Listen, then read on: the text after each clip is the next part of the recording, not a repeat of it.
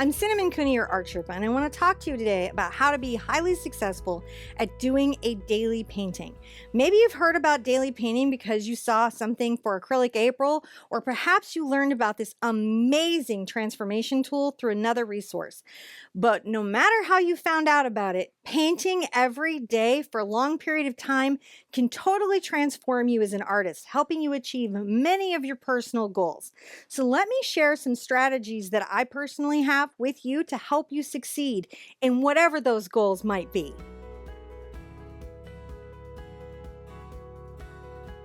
My first tip for you is to set up your space. I know that sounds really simple, but believe it or not, that's harder to do than you might think.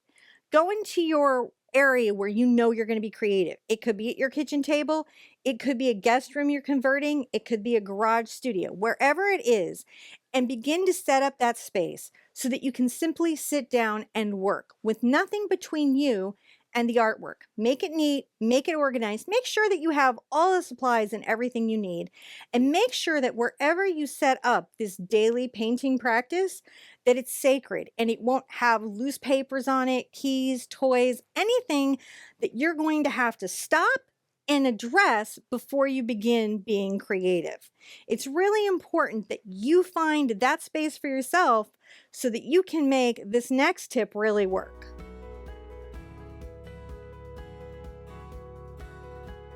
Once you've set up your space, go ahead and talk to the people around you and honestly to yourself. You need to make this time as sacred and important. Why? Because it is. Just like if you began a workout routine or any life-changing transformation that relied on a daily habit, you've really got to let the people around you know this is something that I'm doing. Pick a time when you can consistently know that no matter what, you can sit down and be creative. Now, that might be at the end of the day for you after the kids are asleep. It might be early in the morning. It might be on your lunch break. The point is that you need about an hour every day to say, I'm not going to be available.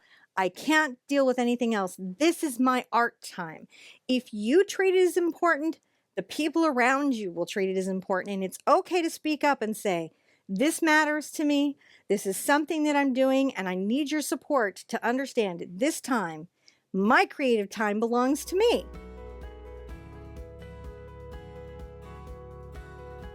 My next strategy is about budget. I know, not that exciting of a subject, but honestly, as artists, it's something that we could all look at more. Understanding how much a series of projects is going to cost can help you make amazing decisions. Once you know what your available budget is, you can use all those other amazing creative strategies that we apply as creatives to be able to paint more and do things. So look at your monthly expenses, figure out what available income you practically do have to you, set that aside, and then you can look at things like sales or surface strategies or any kind of economy plans that you might have to make that budget work. But if you set a budget before you begin, you will not fall into the trap of being in the middle of a daily commitment and running out of money to buy more art supplies.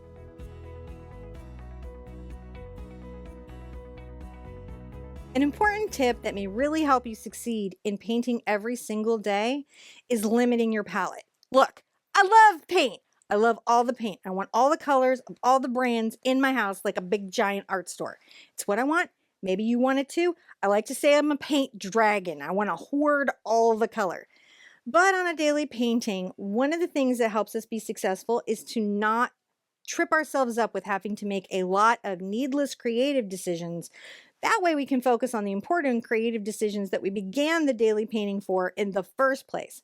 So by picking 10 colors, 8 colors, 12 on the outside, but I think 10 to 8 is a sweet spot. I personally like a split primary. You may enjoy different colors, but pick those colors, and that way when you sit down to be creative, you're not reaching for every considerable yellow that you might have. And believe you me, if you are in my art studio, you would know I have a lot of yellow. So picking a couple of them is a good idea. Once you do that, you're going to be able to do some of this other stuff much easier.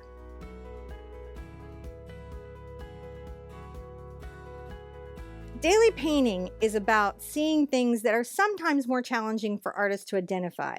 Design, value, color, the things that make a painting more fun, playing with color schemes. And one of the ways that you can make sure you do that really well is to create custom color charts and custom color wheels from your personal palette.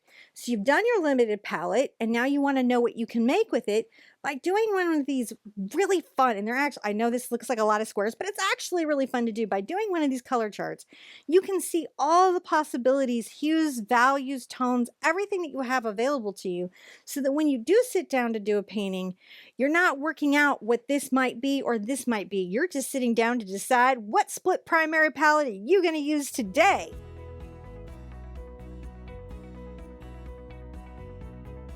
One of the most valuable things to your journey will be value studies. Homework, right?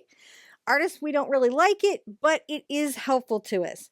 By doing grayscale value studies before you do the color version, you can address so many of your design issues and speed up your creative time. It makes you bold and more confident in your painting because you have a plan about where you're going to go. So if you can, at the end of each painting session, do 3 or 4 very quick grayscale studies with 2, 3, 4 values, not very many, you can really prep yourself for the next day to be ready. And this is fantastic because it's going to save you so much anxiety and allow you to start to develop one of the most important art skills, which is value and contrast. I love the value studies. I think they're highly valuable. I think you might like them too. And setting a little plan in front of you lets you just sit down and paint every day, again, with no obstacles. You're going to hear me say this a lot, keeping the obstacles out of your process.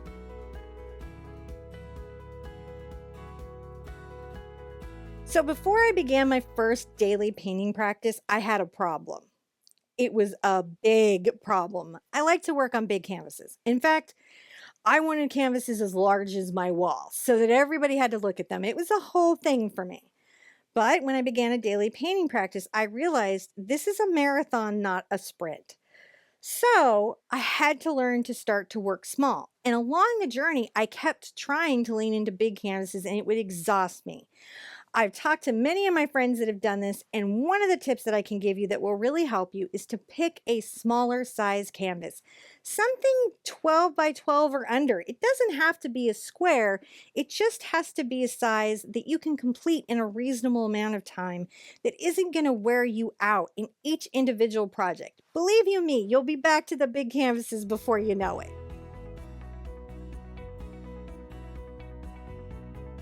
Back to our strategy section of tips, I'd like to talk to you about planning. So the big trap for me is deciding what to paint, because honestly, the world's pretty interesting. There's a lot of fantastic things that I would personally like to paint. I bet there's a lot of things you would like to paint. And since you've got a limited amount of time that you've given yourself to do this, you don't want to use it all up on picking a subject matter. So there's a couple things that you can do to limit that trap that any of us creatives can fall into. You can either give yourself a specified amount of time to choose a subject, and if you can't find it, just paint your junk drawer. If you go to any of the daily painting sites, you will see a lot of junk drawer paintings. Or what I personally like to do is I like to take all of my planning time and do it before I begin my daily painting.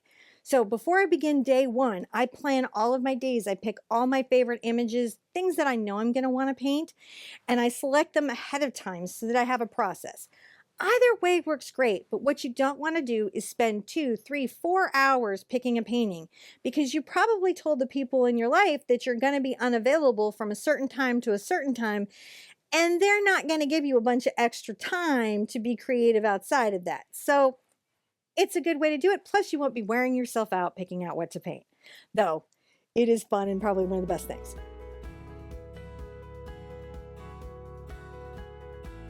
It's very important to make this a ritual in your life. You need to make this space really sacred to you and this time really sacred to you. You need to have in your heart a commitment to sit down and paint no matter what's in front of you. You're going to be painting when you don't feel great, and you're going to be painting when you do feel great. A lot of times artists fall into the trap of waiting for inspiration to strike or a muse to take them somewhere. And that can be great and satisfying, but knowing that you can just sit down and use your craft at any time is powerful too. And that is part of what the daily painting is about, is being able to be creative, maybe even a little outside of how you could be currently feeling. So make a commitment to be there every day, something that you know you're going to do.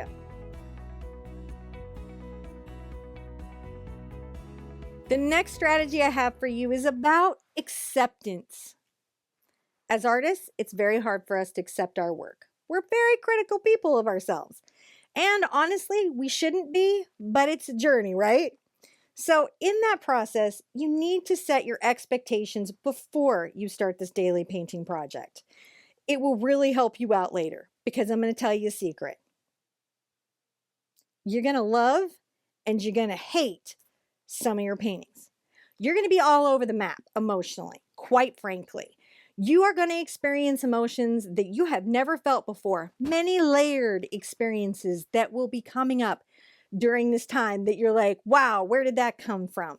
So realize that sometimes you're going to look at your artwork and go, wow, I really nailed it. And sometimes you're going to look at it and go, wow, that's a small and yet ugly little painting. It's okay, because it doesn't really matter how you feel about the painting. What matters is the cumulative journey that you're on. Each time you sit down to create one of these works, each time you do a value study, you're creating connections in your creative soul, building on those blocks and becoming stronger as an artist. So instead of looking at each individual painting, look at the totality of what's happening, the growth that's happening inside of you. I like to really say that I learn as much from the paintings that I completely blow as the paintings that I completely win on. Start to become okay with both experiences. Now, this part of the daily painting journey, I think, is maybe the most valuable, because after you come out of it, you'll become much more comfortable with failure. And honestly, great creativity cannot happen without great failure. So being seated and okay with that, and I mean really okay with that, is going to benefit you for years to come.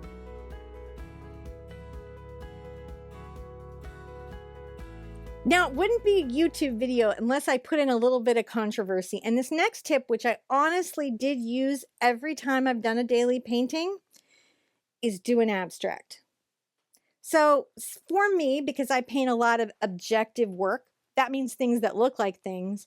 Sometimes along the way, I just can't face the canvas. I mean, I'm not sick and there's nothing wrong, and I can go in the room and paint. I just don't want to. So what I would do is I would paint an abstract. Now, whoa, abstract artists, I'm not saying it's because it's easy. The reason I did it is because it was out of my wheelhouse and got me out of my own head. You abstract artists may want to just paint an apple on your hard day. Either way, the point is to get out of your own way. So when you're doing the abstract painting, if you're a figurative artist like myself, or the apple painting if you're an abstract artist, and again, it's okay. I'm not saying it's easy. What I'm saying is that even within the abstract, as I get out of my own head and I get out of my own way, I'm still working on my craft. I'm still learning about my materials. I'm still doing design. I'm still doing value. All the reasons that I started the daily painting are still present, and I've honored my commitment to myself. So abstract or apple, sometimes you got to get out of your own way.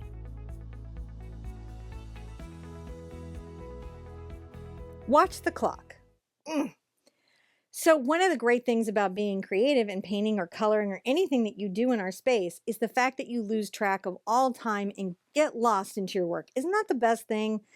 But unfortunately, in daily painting, it's not, because you don't want to worry over elements. You don't want to be stuck in. And again, you're trying to create a daily habit of being creative.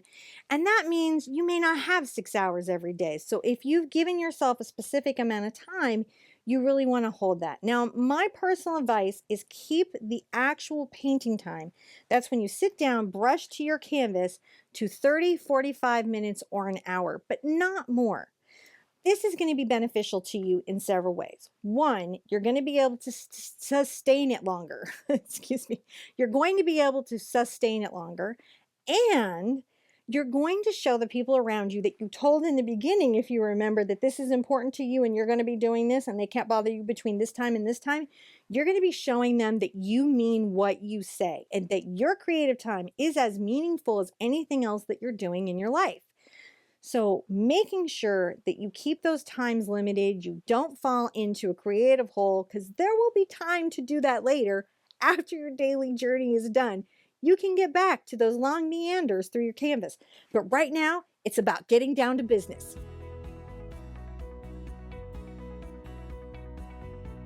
So sometimes life happens. You set yourself up for success. You put your space together. You have your supplies, your budgets in hand. You've told everybody where you're going to be, and nobody's bothering you. But still, we're all just human beings, and things can happen in our lives. It is just unavoidable. So something I really need to say to you is to pace yourself. When you're doing a daily painting and you've made a commitment, you may find yourself unable to paint for some period of that time in spite of all your best efforts.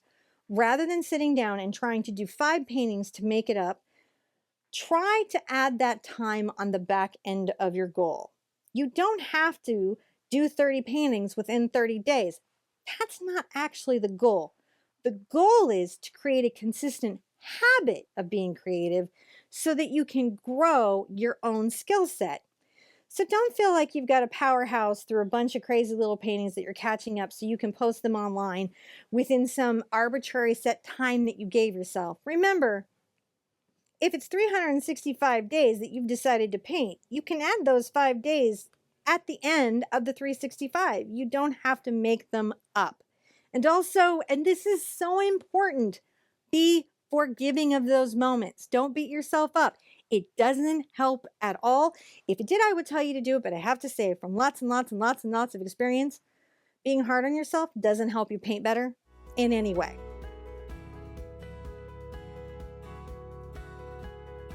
As artists, we look at other artists. We get inspiration from the world around us. We're honestly, most of us, fans of other creative people, and we take a lot of that in.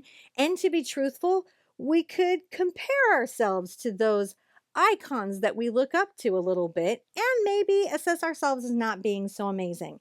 But during a painting journey, this is poison and you don't want to do it, because the only person you need to be comparing yourself to is yourself. Comparison can be the thief of joy. And in this time, you have to realize you're going to be going through growth stages, you're going to have awkward moments, but you only want to look at the progress that you're making. As you travel along, look back at the beginning and see if you notice strengths of yours improving. Maybe you got better at contrast. Maybe you're doing better at design. Maybe you're handling your media much better. But regardless, the only thing that you should be comparing yourself to is yourself. That's the metric that matters.